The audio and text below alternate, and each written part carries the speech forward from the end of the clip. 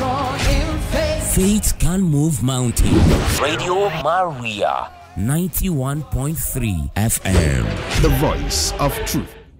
Good afternoon, ladies and gentlemen. You're welcome to 91.3 FM Radio Maria, the voice of truth. My name is Stella Francis. Welcome to Our Heritage. Our Heritage is a program cut across Nigerian culture, cultural festival, food, music, dance, location, etc.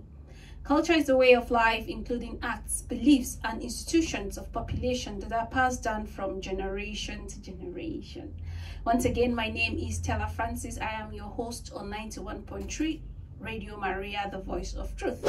Our guest speaker is my co-host, if you like, Mr. Jeremiah Oladupupo Ogumbamowa. Ekabo. Good afternoon, our viewers and our listeners. You are once welcome again to the blessed heritage. So we greet each and every one of you and wishing you compliment of the season. Okay, indeed. That does bring me, I just feel like Christmas. Of course, I'm already looking Christmas. I am in the spirit. Thank you, Mr. Jeremiah, for reminding us about the season. And today on Our Heritage, we shall be discussing a very important topic. Mr. Jeremiah, a lot of people have been clamoring for inclusion, whether locally or international conferences that I have attended. Everybody is talking about inclusion, and very importantly, they talk about inclusion with both women, children, and people living with disability. So today we'll be looking at language. Yeah. But in the course of the conversation, we'll also narrow the language to fit or to accommodate our brothers and sisters who are living with disability. Are you excited about that? Sure. They are still part of the creature. So we need to accommodate ourselves and we need to accommodate each and every one. Okay, thank you very much. So this is the topic, as the topic says, inclusion. So let me just read this small abstract before we continue. What is the meaning of disability inclusion? Disability inclusion means understanding the relationship between the way people function and how they participate in society, and make sure everybody has the same opportunities to participate in every aspect of life to the best of their ability and desire. Yeah. I love this, but Mr. Jeremiah, do you think this has been practiced in Nigeria or even the world at large? Well, it's the world at large, because for us to have people who are disability and people who are not, we have it all over the world, even from the topic that we are about to speak today, because it's also meant for people to even understand better about them. Okay, yes. So whether you are living with disabilities today, like there's a proverb, I don't even know how to say it in my dialect, but they said that, how will I even translate it? Stella say that nobody is above. It's no, but you cannot. The fact that you are born fit does not mean there's no possibility that disability will occur in future or. Sure, yes, because we are not the creator of ourselves. Some are born complete, but along the line, this disability sets in. Correct. So we cannot completely vouch that till the end you have already know what can happen. Correct. No, but we always take a grace of God. Yes. In this kind of situation. Okay, this is on the lighter note. I was watching TV one time and somebody said that it's a President Association of the Disability or something in Nigeria. Yeah. On the lighter note, they said that once you are above 60, you will gradually join in them. So the list keep increasing at we get older, as people get older and get above 60, then they join the list. Yes, it's right, because of there is something in the chemistry which they say you get to some certain age that we get dementia. There are some people that when you get to some certain age, they started having dementia. It's either you talk, before you can talk to them, you must talk louder or twice, which it has not been happening before. Okay. So you can now see that it's also equally disability when you get to that age, because the disability, the leader of that disability in Nigeria is right with his word, because after some time you get to that stage. It is only that, I say, it's only take a grace of God, because by the time there are some people that at the age of 90, it is only a voice that they will use to recognize who is talking. So you can see that it's gradual. That's on the deeper level, but yes. I'm looking at, by the time maybe you are above 60 or around 70, maybe your knees will start kicking, maybe you'll not be able to walk properly, and those minor kind of event that comes with aging. We'll go on a short break, and when we come back, the conversation will continue. Please stay with us. Thank you for staying with us on 91.3 FM Radio Maria, the voice of truth. The program once again is our heritage topic for discussion. We're looking at language, and we will also be looking at how language affects people living with disability in Nigeria. But before then, I would like us to look at the disability inclusion language guidelines. Mr. Jeremiah, this is like the United Nations language guideline that says those guidelines have been prepared by the United Nations office at Geneva as part of efforts, to implement the United Nations Disability Inclusion Strategy, launched in 2019. I beg your pardon. The strategy includes strategy launches. The strategy is a key framework for policy and action to mainstream disability inclusion at the United Nations.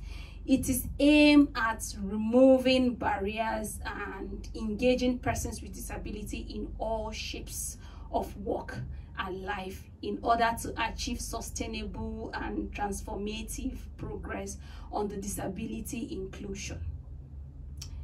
It indicates 15 on the communication in particular requires that internal and external communication should be respectful of persons with disability. Mr. Jeremiah, we can go on and on, but because of wanting time, we have a lot to talk about, because we are going to also domesticate it to Nigeria. So it's talking about the inclusion, and some of the guidelines that use people first language. By this, I think that we use people's first language is the most widely accepted language for referring to persons with disability. It is also the language used in the conversation on the rights of persons with disability. Yeah. So it is important that when you are speaking to them, you don't go back and forth. You don't try to let the conversation flow. Yeah. And of course, it would be nice if you are experienced, or even if you are a sign language person, or you are working with people living with disability, it would be nice for you to call us and contribute, because we want to hear broader view, so that we can be able to know how to respect these people and speak to them in the manner that they would appreciate. Sure. The sign language is the main form of communication to the deaf, and people who are hard of hearing community, because the sign language is used for other group people as well. It is not only even the deaf and the dumb that they use sign languages for. Because when you look at American Sign Language and all these other countries, also there are some sign language that they use in communicating for you to understand their okay, languages. Mr. Jeremiah, I think Yes. you are, yes, you are so passionate about the topic, and you have even taken us down So to, that to the sign language. However, we're still looking at the guidelines from the United Nations. Another number 2 says that avoid labels and stereotyping. Stereotyping, yes. So you live a normal life with them. With they are them. not sick. No, they are not a sick person. Yes. Because at least when you understand their sign language with them, for people that are living with them, when you understand it, they like you more. You will be able to understand them. You'll be able to know that this is what they do, their do's and don'ts. Because sign language is even interesting when you understand it better, because it's a form of communication also for those who cannot hear the spoken language, the spoken one. Okay, so yes. So then we look at another one. Disability is not illness or a problem. Disability is not an illness or a problem. The medical mode of disability views disability as a health condition that needs to be fixed or cured. Under the model, persons with disabilities are not seen as rights holders. Similarly, the charity mode of the disability views disability as the burden or a problem that persons with disability must solve. The approach, despite persons with disabilities as being objects of charity and pity. Mr. Jeremiah, I want to stop here. Like, they are not. The fact that they are disabled does not mean that you should look at them like objects of charity. Disability is not a form of any sickness at all. Correct. They have brain. That is why the inclusion of what their leader is even saying when they celebrated Abino's Day or whatever some time ago, was asking for inclusion in the government, which I equally accept that, which he was asking that if this present administration should be able to give them inclusion in the administrative work. Yes. And I believe that yes, they can do it. No, yes, they are working with the government. Yes, there's a position. There's a what's it called? Provision for them. Yes. With the federal government. But they are agitating for a position that is more better. That they know that yes, when they see that this person this person that handle minister work or whatsoever, they will be able to now know that disability, just to erase the mind of people who are thinking that maybe disability is a disease. Okay, so let me read this final one. So that we will not be able to be segregating them from the community that see this person that is a disabled person, because they have the brain, they have the senses to work even better. Okay, thank you very much, Mr. Jeremiah. Let's look at the last one, then we domesticate it. This is from the United Nations. It says, use proper language in oral and informal speech. Most persons with disabilities are comfortable with the words used in daily lives. That is, just talk to me like, whether I'm disabled or just speak to me like you're speaking to somebody. Don't make advances or try to make it a certain way. You can say, let's go for a walk. Yeah, of course they go for a walk too. Don't feel that because the person is disability, they cannot do anything. Cannot do anything. You will. They do a lot. Yes.